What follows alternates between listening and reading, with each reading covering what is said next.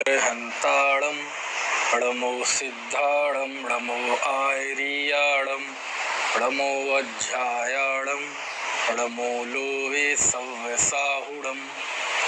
मंगलम भगवान वीरो मंगलम गौतमो गणी मंगलम कुंद कुंदार्यो जैन धर्मोस्तु मंगलम।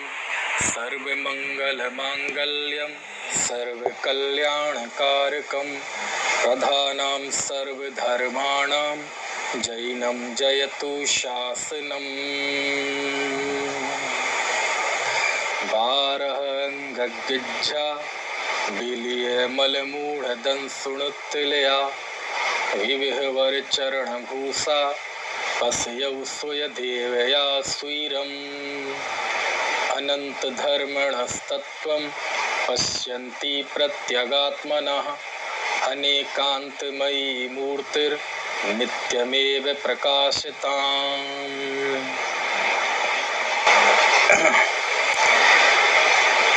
श्रुतावतार पर बात चल रही है और जिस दिवस के निमित्त श्रुतावतार की श्रृंखला मैंने प्रारंभ की थी वह आज दिन है ज्येष्ठ शुक्ला पंचमी, जिसे सारा विश्व श्रुत पंचमी पर्व के रूप में मना रहा है आज। और चूंकि हमारी जो श्रृंखला चल रही है उस श्रृंखला में तो आज के दिन हो सकता है विषय थोड़ा आगे पीछे होता, लेकिन चूंकि आज जिसका दिन है क्यों ना थोड़ी सी बात उसकी कर ली जाए, क्योंकि यह अवसर है, मौका है, साल में एक दिन आता है जब हम इस पर्व की बात करते हैं और आज वो दिन है। और ये श्रुत पंचमी पर्व मन में बड़ा रोमांच भर देता है, थोड़ा मन भावुक हो जाता है, क्योंकि ये श्रुत पंचमी का पर्व ये जो हमारी अनादिकालीन ज्ञान चेतना है उस अविच्छिन्न ज्ञान चेतना का प्रतीक है जो कभी छिन्न भिन्न नहीं होती। और इसी छिन्न भिन्न का जो भय आचार्य धरसेन स्वामी को हुआ था उसी के उपक्रम में वो सारी घटना घटी जो श्रुत पंचमी पर्व हम मनाते हैं। ये इस अवसरपणी में भगवान महावीर के मोक्ष जाने के बाद 3 अनुबद्ध केवली हुए आगे के 62 सालों में, और उसके बाद 100 सालों में 5 श्रुत केवली हुए। 3 अनुबद्ध केवलियों के नाम आप जानते हैं, ये थोड़ा सा कल का ही विषय है। और आज जो मैं विषय लूँगा तो प्रसंग की दृष्टि से आज उसी घटनाक्रम को लूँगा, बाकी जो आगे सिलसिलेवार जो श्रृंखला चलेगी उसका और विस्तार से कथन आएगा। तो भगवान महावीर के मोक्ष जाने के बाद 62 सालों में 3 अनुबद्ध केवली हुए, है ना, गौतम स्वामी, सुधर्मा स्वामी और जम्बू स्वामी।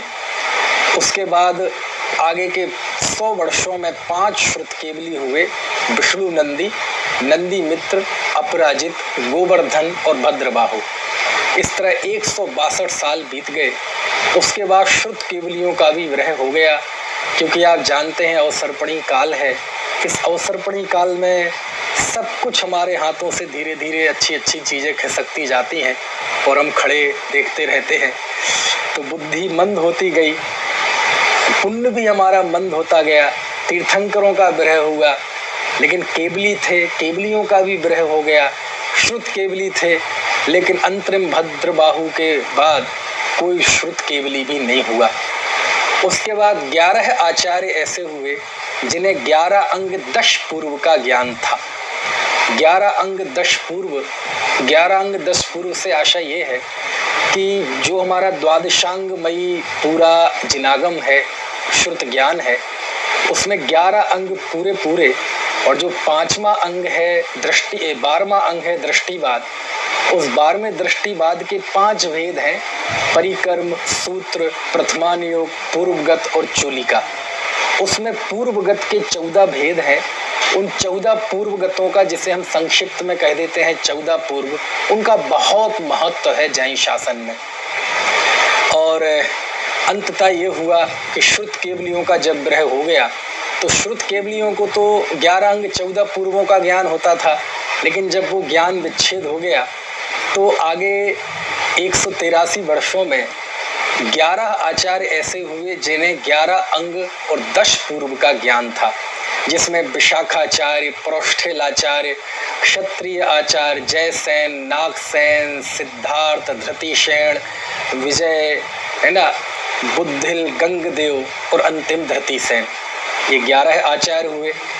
समय ने और करवट ली, 11 अंग 10 पूर्व का ज्ञान भी विच्छेद हो गया।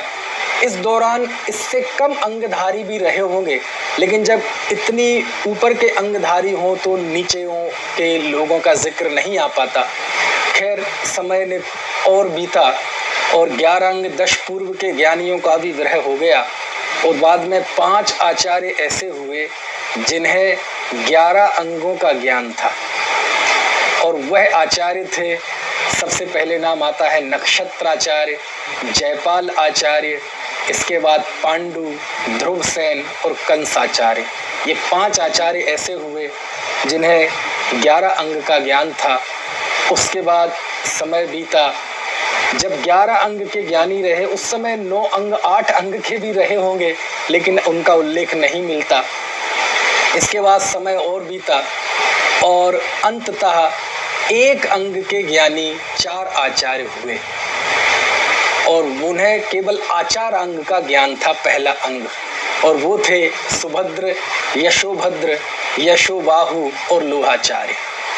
इस तरह बहुत लंबा काल बीत गया।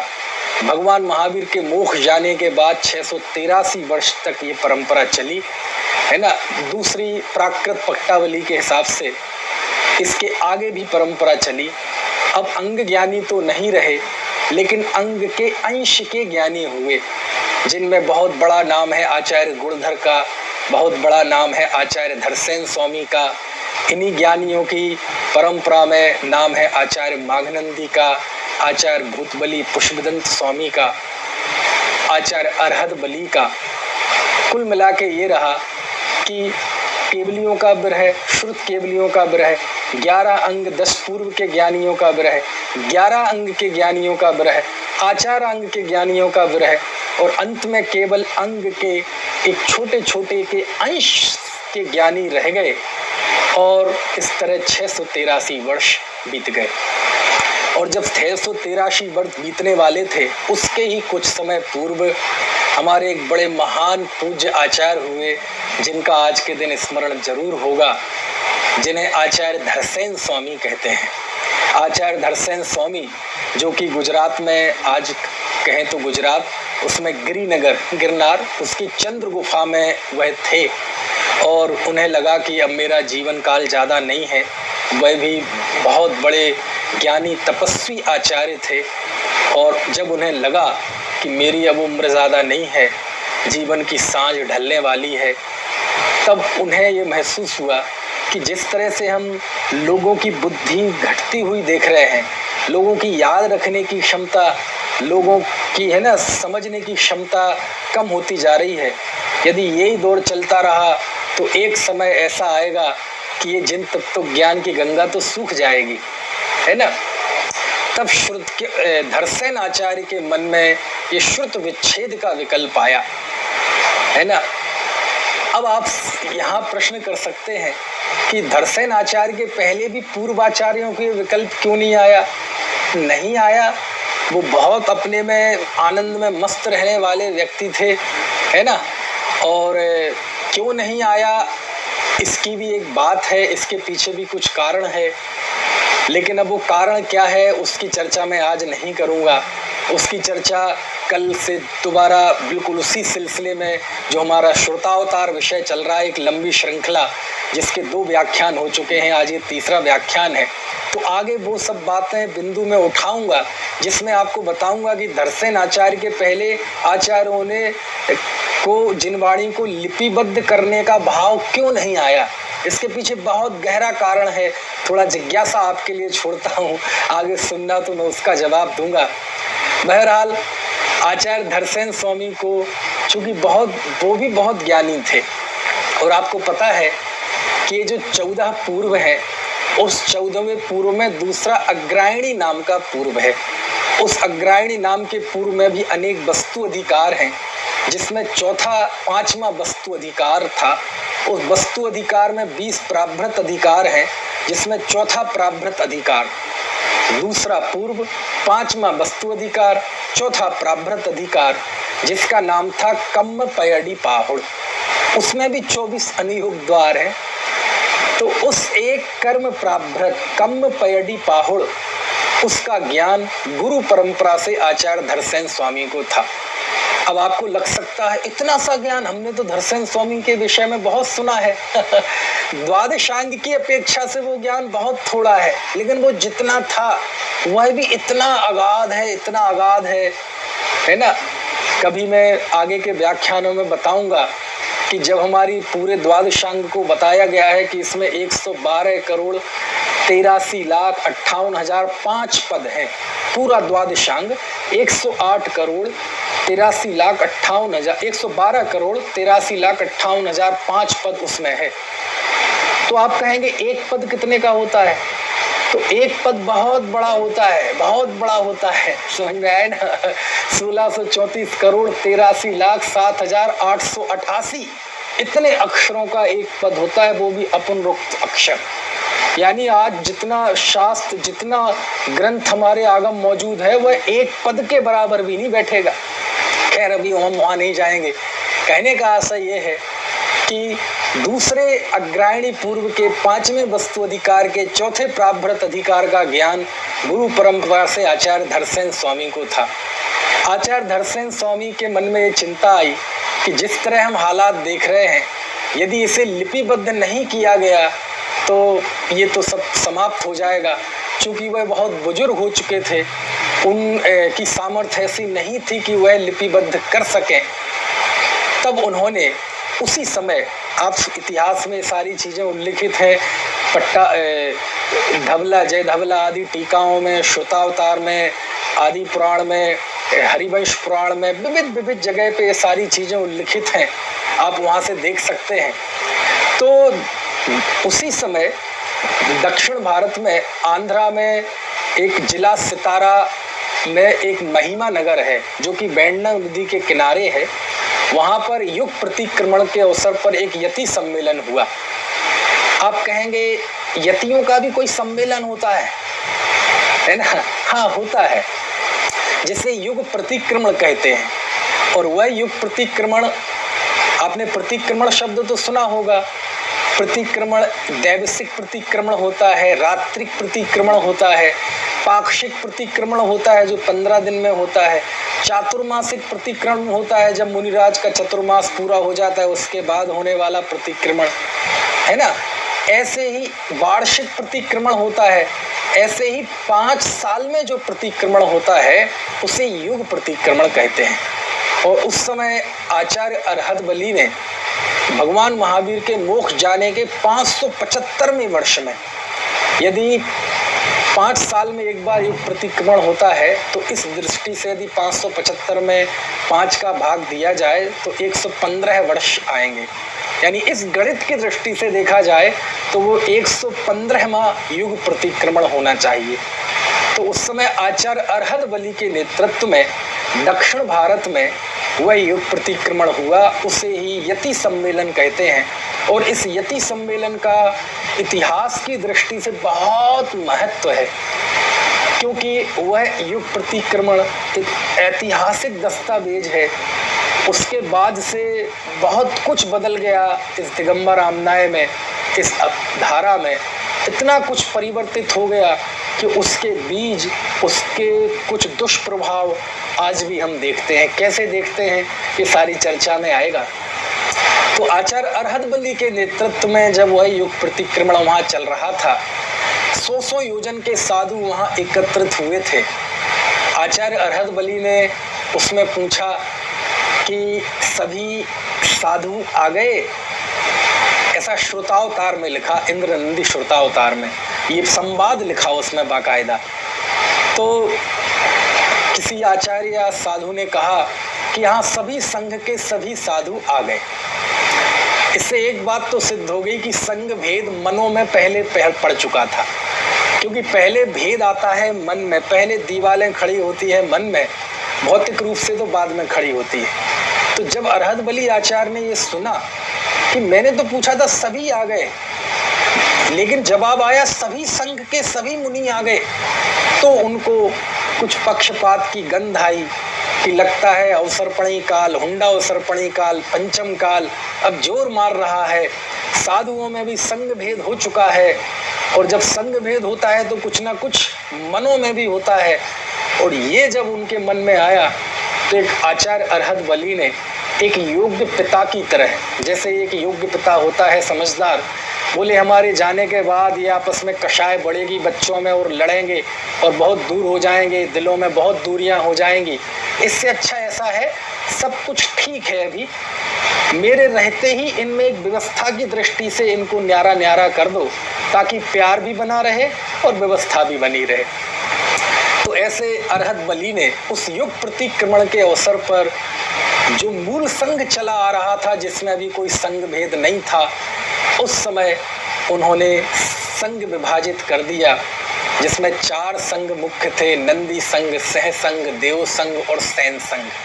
उसके बाद इसके बहुत अवान्तर, क्योंकि एक बार जब बिखराव शुरू हो जाता है तो फिर इतना बिखराव होता है, इतना बिखराव होता है कि फिर उसकी गिनती करना बड़ा मुश्किल होता है। खैर, ये तो मैंने थोड़ा अलग बात बता दी, लेकिन अभी हम श्रुत पंचमी से जुड़े। तो जब वह यति सम्मेलन चल रहा था तो उस समय आचार्य धरसेन स्वामी ने, जो कि गिरनार पर्वत की गिरी चंद्र गुफा में थे, उन्होंने उस समय एक ब्रह्मचारी को एक चिट्ठी लेकर भेजा उस यति सम्मेलन में, युग प्रतिक्रमण में, आचार्य अरहत बली के पास।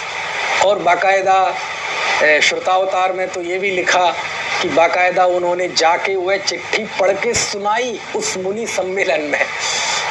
अब कैसे सुनाई होगी, क्या सुनाया होगा, जो भी हो, निष्कर्ष ये निकला कि उस चिट्ठी में ये लिखा था कि हमें कोई 2 योग्य साधुओं की आवश्यकता है, जो योग्य हों, प्रतिभाशाली हों, ज्ञानी हों, तपस्वी हों, विनयवान हों, उनको हमारे पास भेजिए, ताकि मुझे जो उपलब्ध द्वादशांग के एक अंश का ज्ञान है वह ज्ञान मैं उनको देना चाहता हूँ। और उस समय वहाँ से 2 साधु, वो अरहत आचार्य के ही शिष्य थे, ऐसा शिलालेख में उल्लेख आता है। 2 साधु थे जिनका नाम था नरवाहन और सुबुद्धि। उन दोनों को आचार्य धरसेन के पास भेजा। आचार्य धरसेन की ओर जाने के लिए जब उन दोनों साधुओं ने, महान साधुओं ने वहाँ से विहार किया, और जब वो जा रहे थे उस समय आचार्य धरसेन को स्वप्न में 2 धवल, स्वच्छ, उन्नत ऐसे बैल आते हुए स्वप्न में दिखाई दिए, और वो बैल आके धरसेन स्वामी के चरणों में पड़ गए। आचार्य धरसेन स्वामी निमित्त ज्ञानी थे, अष्टांग निमित्त ज्ञानी थे, और अष्टांग निमित्त ज्ञान में एक अंग है स्वप्न। स्वप्न के माध्यम से भावी घटनाओं का ज्ञान होना। धरसेन स्वामी को ये ज्ञान हो गया कि अब मेरी मुराद, इच्छा पूरी होने वाली है, और जल्दी ही मुझे योग्य 2 शिष्य, जो कि मेरे मन में वह अंग का ज्ञान पल रहा है, अंग के अंश का, उस ज्ञान को धारण करने वाले 2 शिष्य जल्दी ही मुझे उपलब्ध होने वाले हैं। और उसका ज्ञान हुआ, और उन्हें एकदम आंखें खोली, और बहुमान से उनके मुंह से शब्द निकला, जयऊ सुददेवया। जयऊ सुददेवदा का मतलब होता है, जो उस समय जो प्राकृत चलती थी उसके हिसाब से होना चाहिए, जयदु सुद देवता, यानी श्रुत देवता जयवंत बरते, है ना। धबला में तो जयऊ सोय देवया लिखा है, थोड़ा बाद की भाषा है ना, 8वीं 9वीं शताब्दी की प्राकृत, तो उसमें थोड़ा परिवर्तन हो गया, कोमलता और ज़्यादा आ गई, क्योंकि अपभ्रंश भी उस समय शुरू हो चुकी थी। तो आचार्य धरसेन के मुखारबिंद से निकला, क्या निकला, एक बार आप सब बोल के बताएं, बड़ा कि जब उन्हें लगा कि अब मेरी इच्छा पूरी होने वाली है, अब ये श्रुत ज्ञान अविच्छिन्न रूप से चलता रहेगा, कोई इसमें बाधा नहीं आएगी, ये जयवंत रहेगा, तो उनके मुंह से निकला उल्लास के साथ, जयदु सुद देवता, श्रुत देवता की जय हो, श्रुत देवता जयवंत वर्ते। ऐसा आपने ध्यान दिया होगा, मैंने मंगलाचरण में एक गाथा बोली थी, वो धवला का मंगलाचरण था। धवला में जो मंगलाचरण है उसमें जिनवाड़ी का मंगलाचरण था, जिसमें लिखा था 12 अंग गिज्झा बीले मलमूल दंसुड़ तिलया विवेह वर चरण भूसा पसयऊ सोय देव या सुरम, है ना। खैर उसमें भी यही कहा था कि श्रुत देवता प्रसन्न हो। और वह दोनों शिष्य नरवाहन और सुबुद्धि गमन करते करते आचार्य धरसेन के पास पहुँचे। आचार्य धरसेन की उन्होंने वंदना की। आचार्य धरसेन स्वामी ने भी उन्हें प्रतिवंदना की और उन्हें कहा कि अब आप रेस्ट कीजिए। रेस्ट से मतलब अब लंबी यात्रा करके आए हैं और 2 दिन उन्होंने वहाँ बिताए।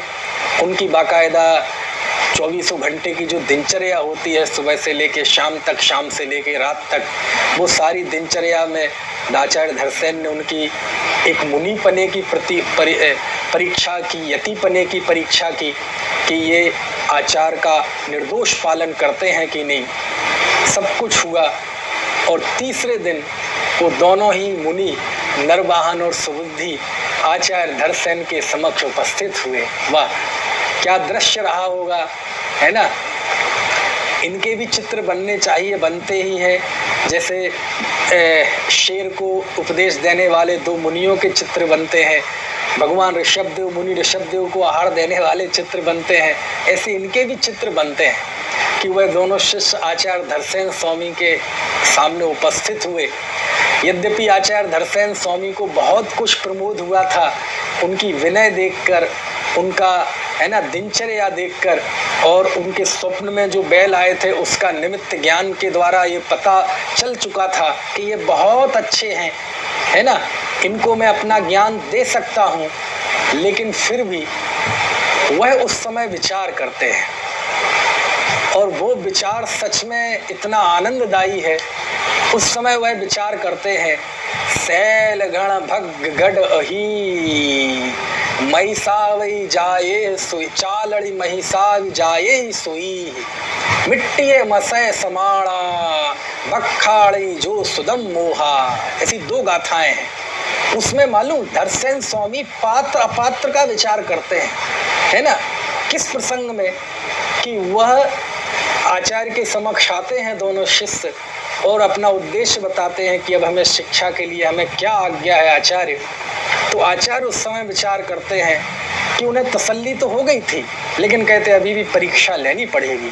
और जब उन्होंने परीक्षा ली तो उस समय वो विचार करते हैं कि भैया, कुपात्रों को, अपात्रों को जिनवाणी सुनाना ये बहुत बड़ा पागलपन है। वह मूर्ख है, अज्ञानी है, दीर्घ संसारी है जो जीव अपात्र जीवों को जिनवाणी समझाता है, सिखाता है। और उस समय उन्होंने 10 प्रकार के अपात्र श्रोताओं का विचार किया। सैल घण भग घट अही, कि कितने ही श्रोता होते हैं, वो पत्थर के समान होते हैं कि उन पर कितना ही बारिश पड़े, कितना ही पानी गिरे, उनका चित्त नहीं भीगता। कितने ही श्रोता होते हैं जो फूटे घड़े के समान होते हैं, ऊपर से पानी डालते हैं और नीचे से सारा निकल जाता है। कितने ही श्रोता होते हैं वो भैंसे के समान होते हैं, उन्हें नहलाओ लेकिन फिर वह गंदगी में कूदते हैं। कितने ही श्रोता होते हैं वो चलनी के समान होते हैं कि उन्हें चालते हैं ना तो चलनी बारीक बारीक नीचे निकाल देती है, मोटा मोटा रख लेती है।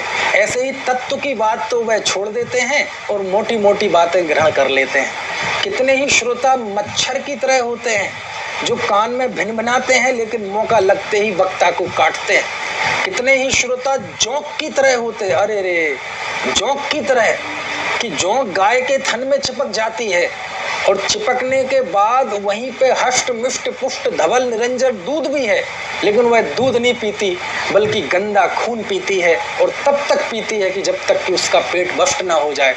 ऐसे कितने श्रोता हैं उनको बहुत बीतराग तत्व ज्ञान जिनवाणी में भरा पड़ा है, लेकिन वह बीतरागता और तत्व ज्ञान ग्रहण नहीं करते बल्कि उससे स्वच्छाचारिता, है ना, स्वच्छंदता ग्रहण करते हैं। ऐसे श्रोताओं को उन्होंने कहा जोंक के समान श्रोता है। कितने ही श्रोता तोते की तरह होते हैं, बस सुना और मुंह से बोल दिया, उन्हें कुछ उसका अर्थ पता नहीं चलता। कितने ही श्रोता मिट्टी की तरह होते हैं, जैसे मिट्टी होती है जब उसमें पानी पड़ता है बारिश के दिनों में तो वह मिट्टी मुलायम हो जाती है और मुलायम मिट्टी को कोई भी आकार दे लें। लेकिन ज्यों ही बारिश बंद हुई, हवा लगी और फिर कड़क हो जाती है। ऐसे ही जब हमारे ऊपर जिन वचन की बारिश होती है तो हम बहुत कोमल हो जाते हैं, हमारे अंदर वैराग उमड़ने लगता है, ऐसा लगता है कि आहा, है ना, भावुकता मंडराने लगती है। और ज्यों ही जावाणी के ज्ञान ते सूझे लोकालोक हुई, मिट्टी फिर कड़क हो गई। समझ में आया ना? ऐसे कितने ही प्रकार के श्रोताओं का विचार करते हैं। कौन? आचार्य धरसेन स्वामी कि ऐसे ऐसे अपात्र श्रोता होते हैं, और जो श्रुत के मोह में ऐसे अपात्र श्रोताओं को जिन वाणी का उपदेश देता है, मूर्ख है, अज्ञानी है, ऐसा धरसेन स्वामी विचार करते हैं। आपको जिज्ञासा हो तो धवला पुस्तक भाग 1 में शुरुआत नहीं है, आप वहां देख लीजिए। इसलिए उन्होंने के मन में आया कि भैया जो भी हो, समय अच्छा नहीं है, यद्यपि मुझे तसल्ली है लेकिन मैं परीक्षा जरूर लूंगा। इनके यतिपने मुनिपने की परीक्षा तो हो गई है, लेकिन मुनिपने के अलावा श्रुत ज्ञान को ग्रहण करने के लिए एक विशेषज्ञता, एक विशेष प्रतिभा ज्ञान चाहिए ना, उसकी अभी नहीं हुई। तब जाके उन्होंने दोनों को एक एक मंत्र दिया और जाओ, बोले उपवासों पूर्वक इसकी साधना करो। और वो गए, उन्होंने उपवास करके उनकी साधना की मंत्रों की, और दोनों को 2 देवियां प्रकट हुई। एक की आंख फूटी थी, एक कानी थी और एक के दांत निकले। ये कहानी तो चलती है, मैं जल्दी सुना देता हूँ, है ना। तब उन्हें लगा कि भैया देवलोक तो विकृत होते नहीं है, आखिरकार ये विकृत देवी कैसे प्रकट हुई? समझ में आया? तो उन्होंने फिर उस मंत्र की जांच की। एक मंत्र में एक कम अक्षर था, एक में ज़्यादा अक्षर था, उन्होंने उसे सुधार लिया और दोबारा मंत्र की आराधना की, और फिर सर्वांग सुंदर देवियां प्रकट हुई। उन्होंने कहा मैं आपकी सेवा में प्रकट हूँ, बताइए। तब उन मुनिवरों ने कहा कि ये तो हमने आचार्य की आज्ञा से किया है, आप अपना जाइए, हमें आपसे कोई कार्य नहीं है। और जब दोनों आए और धरसेन स्वामी को अपना ये वृत्तांत सुनाया, धरसेन स्वामी बहुत खुश हुए कि ये बहुत ज्ञानी शिष्य हैं। और तब जाके उन्होंने उन नरवाहन और सुबुद्धि को वह कम पैडी पाहुड़ का ज्ञान देना प्रारंभ किया। उस समय भी मौखिक ही सारा ज्ञान दिया, है ना, क्योंकि लिखने की अपनी मर्यादाएं हैं। कभी कोई शास्त्र पढ़ के श्रुत केवली नहीं हुआ, कभी कोई शास्त्र पढ़ के अंग ज्ञानी नहीं हुआ, कभी कोई शास्त्र पढ़ के पूर्वों का ज्ञानी नहीं हुआ, क्योंकि शास्त्र की तो अपनी एक सीमा है। एक पद में ही उपलब्ध सारे शास्त्र आ जाएंगे, समझ में आए ना। लेकिन क्या करें, समय ऐसा आया कि उसे लिपिबद्ध करना पड़ा, और उन्होंने उन्हें वह शिक्षा देना प्रारंभ की। और आषाढ़ शुक्ल एकादशी के दिन उनकी वह शिक्षा पूरी हो गई।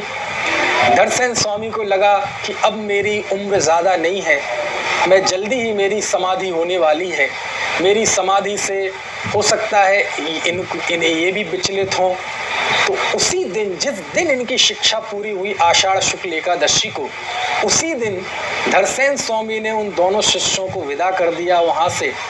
उसके बाद धरसेन स्वामी की समाधि हो गई, इंगनी मरण हो गया, और वह दोनों शिष्य वहाँ से गमन किए और अंकलेश्वर में उनका चातुर्मास हुआ। चातुर्मास के बाद एक साधु, एक और इस बीच में घटना, जब वह शिक्षा पूरी हो गई आषाढ़ शुक्ल एकादशी को, तो उस दिन भूत जाति के देवों ने, भूत जाति, भूत मतलब कोई डरावने नहीं, देव ही होते हैं, भूत जाति के देव ने, है ना, तूर्य शंख आदि के द्वारा पूजन की, दोनों साधुओं की, नरवाहन और सुबुद्धि की।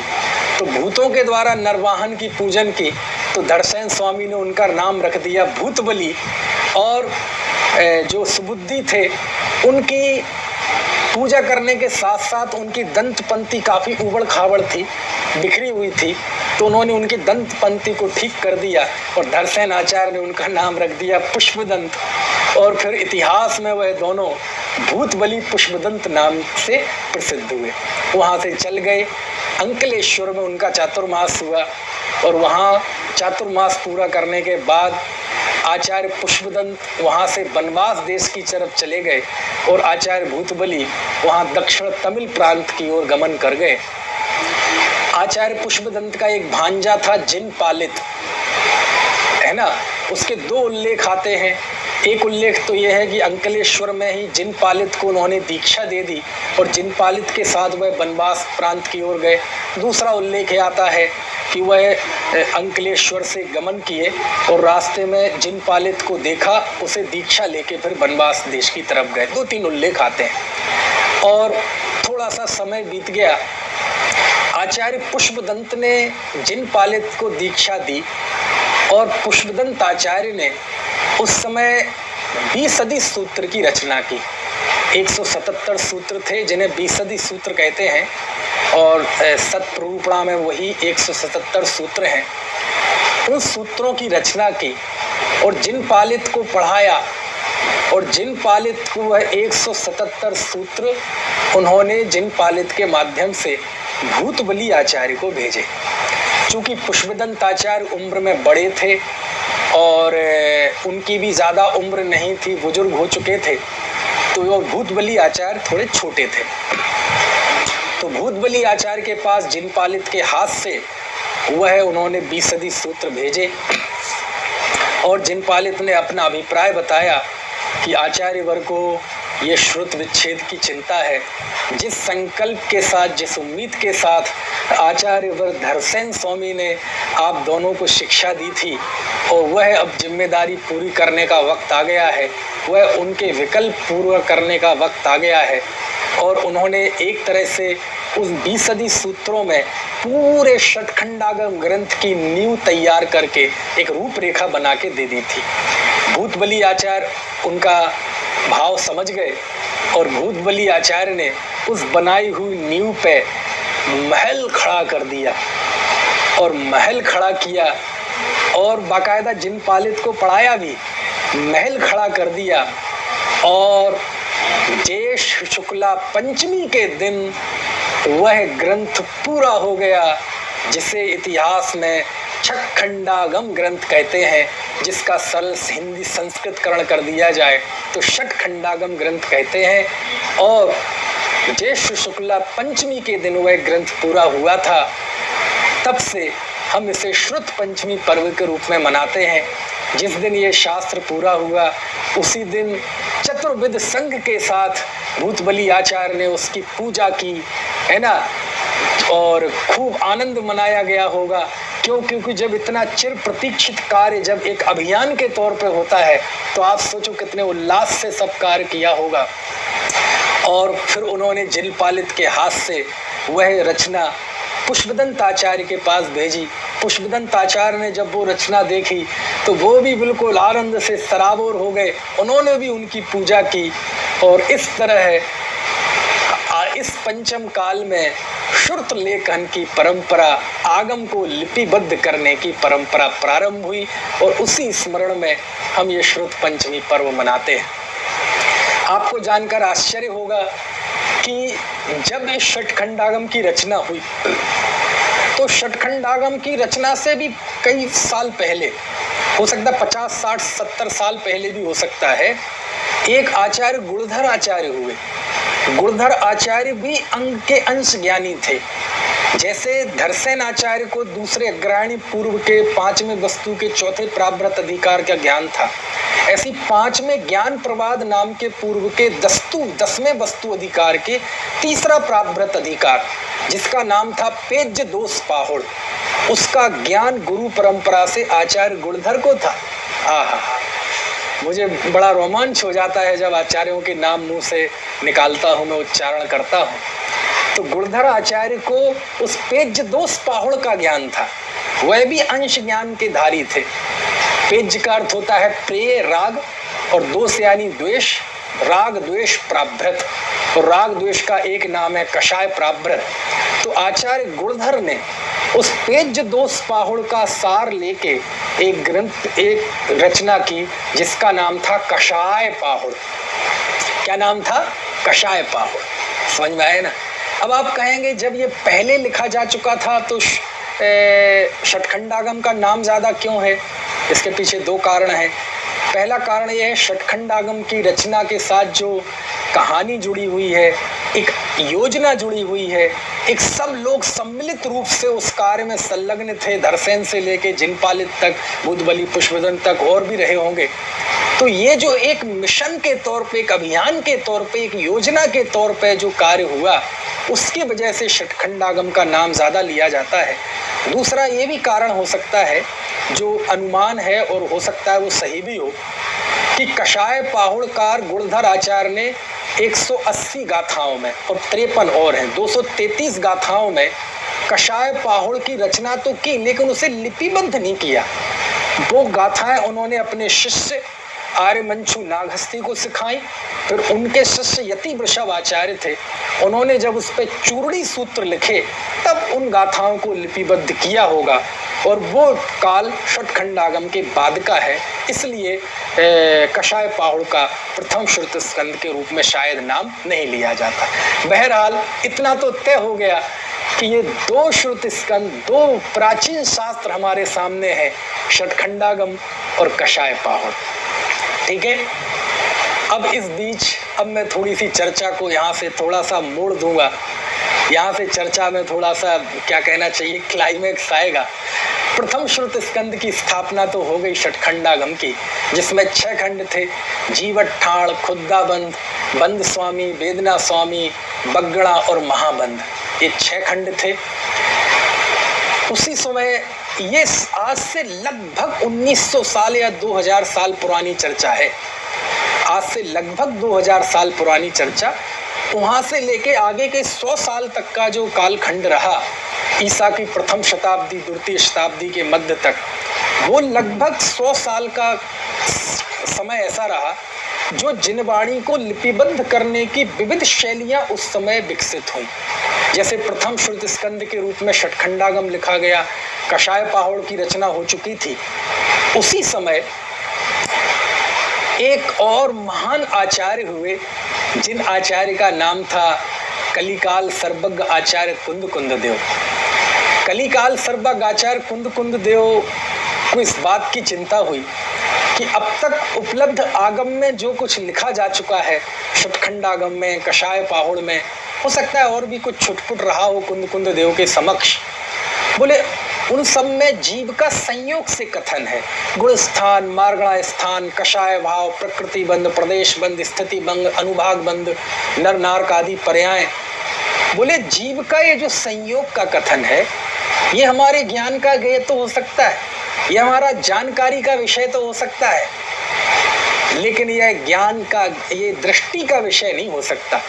इसके सहारे मुक्ति मार्ग सम्यक्त की प्राप्ति नहीं हो सकती। क्यों? क्योंकि सम्यक्त की प्राप्ति के लिए जिस अंतरोन्मुख पुरुषार्थ की आवश्यकता है, और उस अंतरोन्मुख पुरुषार्थ के लिए जो दृष्टि का विषय आत्मा होना चाहिए, उसकी बात उन ग्रंथों में नहीं थी।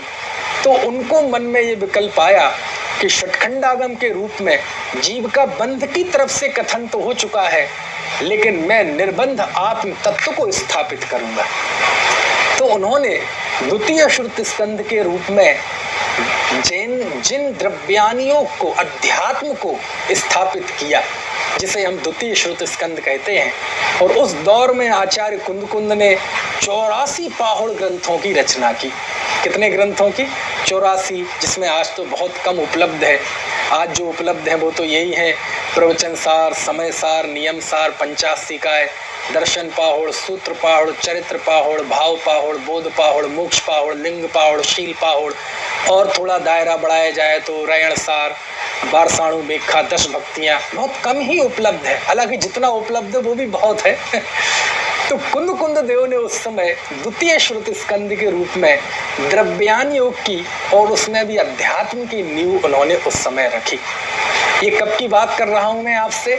आज से लगभग 2000 साल पहले की बात कर रहा हूँ। 2000 साल, 1900 साल। ये अब चूंकि इतिहास की बातें हैं, और इतिहास के तार आपस में इतने उलझे हुए हैं कि किसी का बिल्कुल दो टूक निर्णय दे देना तिथि का, समय का, बहुत कठिन है। इसलिए मैं हर के आगे लगभग लगा देता हूँ। और उसी समय की बात है कि एक और हमारे महान आचार्य हुए। ये उस समय बता रहा हूँ किस समय, क्योंकि हमारे यहाँ जिनवाणी के लेखन की परंपरा बहुत बाद में शुरू हुई। जब षटखंडागम लिखा गया उसके पहले दूसरे धर्मों में खूब साहित्य का विकास हो चुका था। वेद पुराण उपनिषद लिखे जा चुके थे, बौद्ध साहित्य लिखा जा चुका था, महाभारत और रामायण विपुल मात्रा में लिखा जा चुका था। हमारे यहाँ बहुत देर से हुआ, क्यों हुआ वो मैं कभी बताऊंगा। लेकिन जब एक बार हो गई शुरुआत तो फिर तो इतनी तेजी से श्रृंखला चली, इतनी तेजी से परंपरा चली। तो प्रथम श्रुत स्कंद स्थापित हुआ, द्वितीय श्रुत स्कंद स्थापित हुआ। उसी समय एक और महान आचार्य हुए जिनका नाम था आचार्य बट्टकेर। हालांकि पट्टावलियों वगैरह में कहीं और ग्रंथों में इनका कहीं कोई नाम नहीं मिलता, लेकिन बस एक मूलाचार्य के प्रसंग में नाम मिलता है। उनके मन में चिंता आई होगी कि सिद्धांत लिखा गया, अध्यात्म लिखा गया, लेकिन जिन धर्म का जो मूल है वो तो जिन मुद्रा है, मुनि मुद्रा है। मुनि मुद्रा, दिगंबर मुद्रा तो साक्षात जिन दर्शन है। यदि उसका चारित्र नहीं, उसका आचरण लिपिबद्ध नहीं किया गया तो मुक्ति मार्ग कैसे चलेगा। तब जाके उन्होंने इस युग के प्रथम मुनि धर्म को बतलाने वाले ग्रंथ की नींव रखी, जिसका नाम था मूलाचार। समझ में आया ना। और बड़ा महान ग्रंथ है मूलाचार, भारतीय ज्ञानपीठ से प्रकाशित है, दूसरी जगह से भी पहले प्रकाशित हुआ है ना। 3 उसी समय एक और महान आचार्य हुए। ये सब उसी समय से मतलब 10-50 साल आगे पीछे, ये 100 साल को मैं एक साथ ही बता रहा हूँ, क्योंकि उस समय हमारी जिनवाणी की विविध शैलियों का विकास हो रहा था। और उस समय एक और आचार्य हुए जिनका नाम था शिवकोटि आचार्य। उन्होंने देखा कि मुनि जीवन तो चलो जीवन का सौंदर्य है ही, लेकिन मुनि जीवन फलीभूत कब होता है? वह होता है जीवन के अंतिम क्षणों में, जब समाधि लेता है कोई जीव, संलेखना धारण करता है। क्यों? क्योंकि यदि अंतिम समय में यदि मरण बिगड़ गया तो सारे जीवन की साधना धरी की धरी रह जाती है। तो उन्होंने एक ग्रंथ की रचना की जिसमें उन्होंने एक साधक कैसे मरण के समय संलेखना अंगीकार करता है, समता भाव पूर्वक समाधि अंगीकार करता है, ऐसी समाधि का बड़ा ओजपूर्ण और बड़ा विशद वर्णन करने वाला एक ग्रंथ लिखा जिसका नाम था भगवती आराधना। उसी समय एक और महान आचार्य हुए यति वृषभ आचार्य, जो कि आर्यमंचू नागहस्ती के शिष्य थे। एक उनके दीक्षा गुरु थे, एक उनके शिक्षा गुरु थे। उन्होंने एक अलग सेक्टर चुना। उन्होंने कषाय पहाड़ों पे चूड़ियाँ लिखी, लेकिन उनका जो नाम ज़्यादा है वह ये है, सिद्धांत लिखा गया, अध्यात्म लिखा गया, मुनि का आचरण लिखा गया, समाधि का वर्णन किया गया। और उन्होंने एक ग्रंथ की रचना की, तिलोय पंडिती। उसमें उन्होंने भूगोल बताया, जितना भी हमारा 3 लोक का भूगोल है, ऊर्ध्वलोक, मध्यलोक, अधोलोक, नंदीश्वर देव आदि, सबका वर्णन उन्होंने तिलोय पंडिती में किया। इस तरह तिलोय पंडिती में उन्होंने करणान योग की नींव रखी और उसी में उन्होंने काल परिवर्तन का वर्णन किया, जो कि हमने पिछले 2 व्याख्यानों में भी थोड़ा उसका जिक्र किया, उत्सर्पणी अवसर्पणी। और उसी वर्तमान अवसर्पणी के उन्होंने 63 शलाका पुरुषों का चित्रण किया और उसी में 24 तीर्थंकरों का चित्रण भी आया।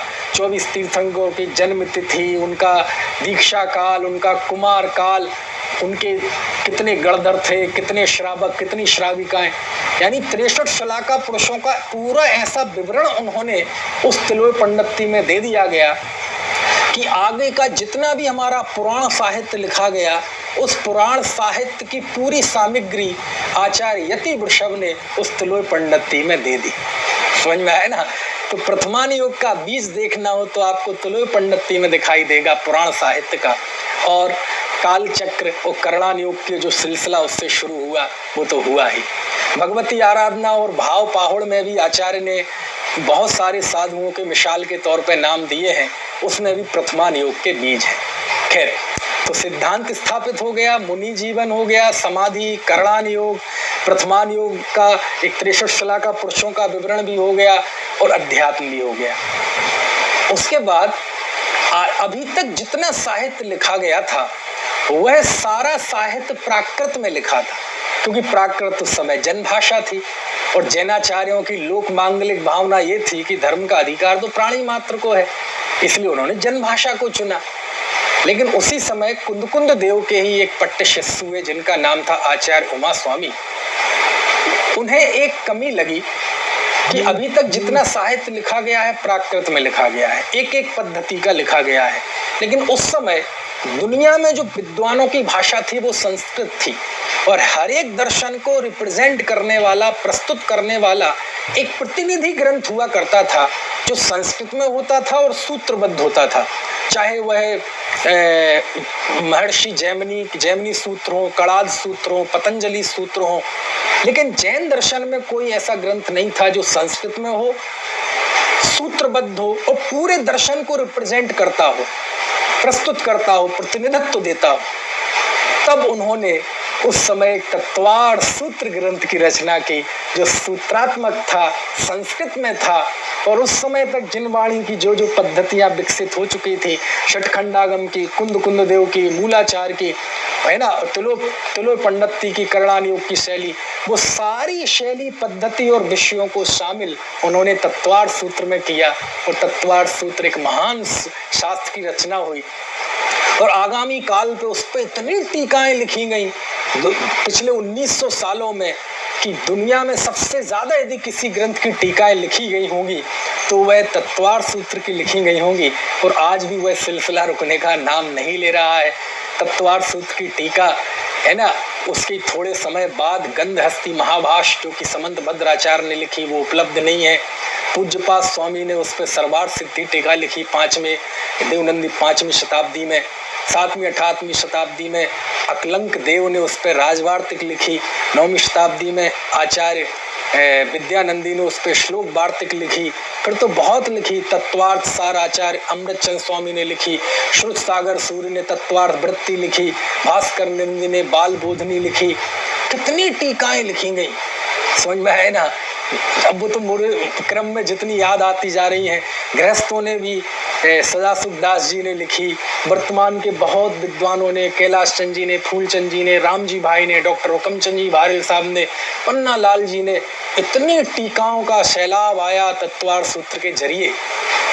तो उस समय तत्वार्थ सूत्र को उन्होंने स्थापित किया। उसके कुछ समय बाद एक और महान आचार्य हुए जिन्हें कि उमा स्वामी की ही अगली पीढ़ी का माना जाता है, वह थे आचार्य समंत भद्र स्वामी। आप उस दौर में जाइए, थोड़ा सा पीछे जाइए, जानिए इतिहास। आज हमें जो चीज मिल गई आसानी से, हमें पता नहीं है कि ये कैसे हम तक ये चीज आई है। उस दौरान जब लिपिबद्ध शुरू हुआ था तो एक एक आचार्य ने कैसे कैसे एक एक सेक्टर को अपनाया और सबका बीजारोपण किया, लिपिबद्ध किया और आज हमारे बीच में वो उपलब्ध। कितने हम महाभाग्यशाली हैं। और समंत भद्र स्वामी ने उस समय स्तोत्रों की रचना की और स्तोत्रों की रचना में उन्होंने दो विषयों की नींव डाली। एक तो स्तोत्र साहित्य की और उन स्तोत्र साहित्य में उन्होंने न्याय भर दिया। न्याय, आत्मीमांसा, स्वयंभू स्तोत्र, युक्तानुशासन, स्तुति विद्या, है ना, इन सब में उन्होंने न्याय भर दिया। यानी समंत भद्राचार्य इसलिए सबसे प्रथम स्तोत्रकार माने जाते हैं और जैन न्याय के प्रतिष्ठापक आचार्य माने जाते हैं। उसी समय समंत भद्राचार्य ने एक और महान कार्य किया। उन्हें एक कमी महसूस हुई कि मुनियों का चारित्र तो लिखा जा चुका है लेकिन अभी गृहस्थों का चारित्र तो लिखा ही नहीं गया। तब जाके उन्होंने रत्न कर्ण श्राप का 4 ग्रंथ की रचना की और उस कमी को भी पूर्ण किया। समझ में आया ना। क्या कहें आचार्य समंत भद्र स्वामी की, वो भी कलिकाल सर्वज्ञ कहे जाते हैं। और आपको पता है इतिहास में 3 कलिकाल सर्वज्ञ हुए। एक आचार्य कुंद, दूसरे आचार्य समंत भद्र, तीसरे आचार्य वीरसेन स्वामी। आचार्य समंत भद्र को कलिकाल सर्वज्ञ इसलिए कहा जाता है क्योंकि उन्होंने इस युग में सर्वज्ञ का अस्तित्व सिद्ध किया। वीरसेन स्वामी को सर्वज्ञ इसलिए कहा जाता है क्योंकि उन्होंने उनके अगाध ज्ञान की दृष्टि से, और कुंद देव को कलिकाल सर्वज्ञ इसलिए कहा जाता है क्योंकि उन्होंने पंचम काल में सर्वज्ञ की कमी महसूस नहीं होने दी। नाम तीनों के एक ही हैं, संज्ञाएं, लेकिन तीनों का भाव अलग अलग है। खैर, इस तरह जिनवाणी की लगभग सभी शैलियों का विकास उस समय हो गया और उसके बाद फिर परंपरा चली। इनकी टीकाएं, इनकी व्याख्याएं, इनके भाष्य, इनकी वचनिकाएं, इन्हीं के आधार पर और ग्रंथ लिखने की फिर तो ऐसी बाढ़ आई, ऐसा ज्ञान का सैलाब आया कि हम सब उसमें आकंठ डूब गए।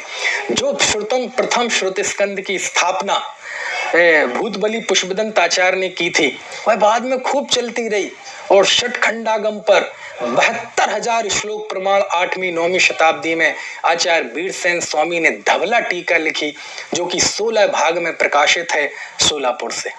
कषाय पाहुड़ की 16 भागों में जय धवला टीका प्रकाशित है, जिसमें 60,000 श्लोक प्रमाण है जय धवला टीका, जो कि 20,000 श्लोक प्रमाण वीरसेन स्वामी ने लिखी। उसके बाद उनका जब स्वर्गवास हो गया तो उनके शिष्य जिनसेन स्वामी ने लिखी। और उसी प्रथम श्रुति स्कंद की परंपरा में गोमठ सार, जीव कांड, कर्म कांड, लब्धि सार, क्षपणा सार, कहने का आशय यह है कि जो सिद्धांत ग्रंथ की परिपाटी शुरू हुई, उसके बाद एक सुदूरवर्ती परंपरा चली। द्वितीय श्रुति स्कंद के रूप में जो कुंद ने जिसकी नींव रखी, वह भी खूब चली। जिस परंपरा में आचार्य कार्तिकेय स्वामी ने कार्तिकेयानुप्रेक्षा लिखी, पूज्यपाद स्वामी ने समाधि तंत्र लिखा, इष्टोपदेश लिखा, 6वीं 7वीं शताब्दी में योगेंद्र देव हुए जिन्होंने परमात्म प्रकाश लिखा, योग सार लिखा, बाद में अमृतचंद स्वामी, जयसेन स्वामी, एक बहुत लंबी परंपरा चली जिसने द्वितीय श्रुति स्कंद को विकसित किया। चरणान योग की परंपरा, मुनि के आचरण को बनाने वाली शास्त्रों की एक लंबी श्रृंखला चली। श्रापकाचारों की परंपरा लंबी, अमित गति श्रापकाचार, वसुनंदी श्रापकाचार, ज्ञानानंद श्रापकाचार बहुत समृद्ध है। और न्याय शास्त्र को जो प्रतिष्ठित किया था समंत भद्राचार्य ने, उसको विकसित किया आचार्य अकलंक स्वामी ने, आचार्य सिद्ध सेन ने, है ना, बहुत बड़े बड़े नाम हैं। आचार्य विद्यानंदी स्वामी ने, आचार्य यति धर्मभूषण यति ने, आचार्य प्रभाचंद ने, माणिक्यनंदी आचार्य ने, कितनों के नाम ले। अकलंक देव ने कितने ग्रंथों की रचना की, है ना। मैं क्या कहते हैं, अब इतने क्या कितना बताऊं मैं कहने का आशय ये है, आचार्यों ने श्रुत का विकास तो किया ही, आचार्यों के साथ साथ विद्वानों ने भी इसमें बहुत काम किया। एक युग था जब कोई नग्न दिगंबर साधु नहीं थे, तो उस समय जिनवाणी की गंगा को विद्वानों ने संभाला और उन विद्वानों में बहुत सारे अपभ्रंश के भी हुए। महाकवि पुष्पदंत, है ना, ये है ना, और भी हुए। मुनि राम सिंह पाहुड़ दोहा लिखा। अपभ्रंश में बहुत विपुल साहित्य है जैनियों का। और बाद में हिंदी के विद्वानों ने भी बड़ा काम किया, चाहे पंडित बनारसी दास हो, चाहे पंडित टोडरमल जी हो, इनके भी पहले, बहुत पहले पंडित आशाधर जी हो, ब्रह्मचारी केशव वर्णी जिन्होंने नेमीचंद आचार्य के ग्रंथों पर टीका लिखी थी, बहुत बहुत बड़े विद्वान हुए। पंडित जयचंद जी छावड़ा हो, पंडित सदा सुखदास जी कासलीवाल हो, पंडित दीपचंद जी कासलीवाल हो, है ना, पंडित भूदरदास जी हो, पंडित दौलत राम जी हो, पंडित दौलत राम जी कासलीवाल हो। अरे किन किन के नाम ले भैया, बहुत इतनी सेवा की है हमारे आचार्यों ने, ज्ञानियों ने, जब आज तक हमारे सामने जिनवाणी आ पाई है। और आज के युग में ये जितना जो साहित्य प्रकाशित होकर आपके घरों में है, मंदिरों में है, ये सब विद्वानों की देन है।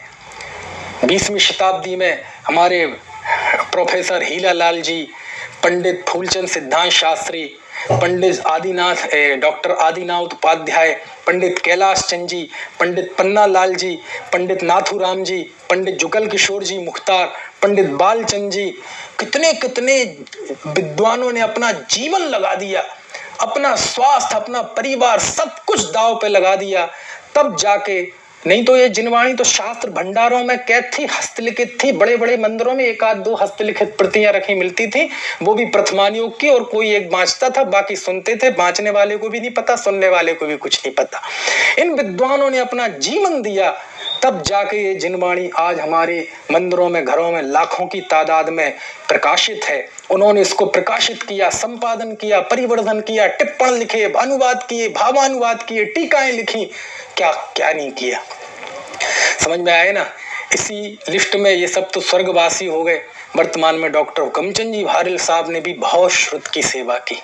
कहने का आशय ये है कि हमारी पांचों उंगलियां घी में है। हम, आप सोचो कितनी आसानी से हम बोल जाते हैं, महिमा है अगम जिनागम की महिमा है। आपको पता भी है आगम क्या है, महिमा क्या है, कितनी आसानी से बोल जाते हैं हम।